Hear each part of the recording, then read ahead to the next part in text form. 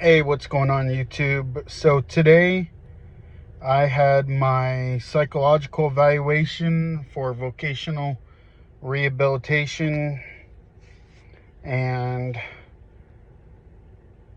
apart from that, it went very good. Right now I'm waiting for my friend to get out of work.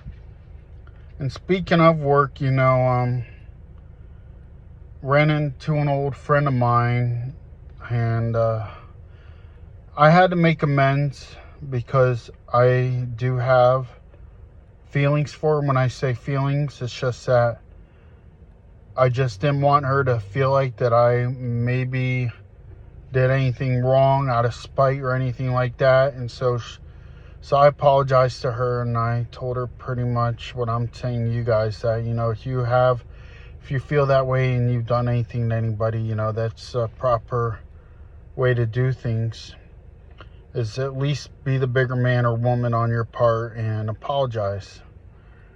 So anyways, before I got my bariatric surgery,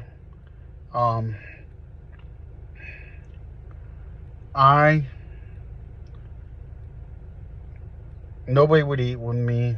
Nobody would practically do anything with me if involved with food, except for a small group of people. And honestly, it hurt me.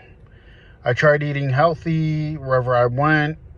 Tried bringing Chinese food to Christmas one time, and that got my dad really upset. That was Christmas of 18, and my dad was just pretty upset at me. He kicked me out of the house, actually. Told me not to bring that crap again over there. So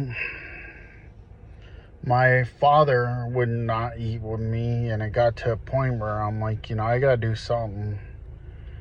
And when I wanted to do something, and I feel like I didn't have the support of a certain family figure, he or she backed out.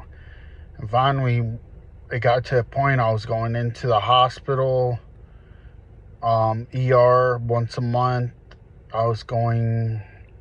I had EMS come out to my house. Gosh knows how many times they came out. It might have been total 4 or 5, for a combination of anxiety and GERD. And finally, one of the PAs who works for my doctor said, "Listen, you gotta do something about it, otherwise you might die."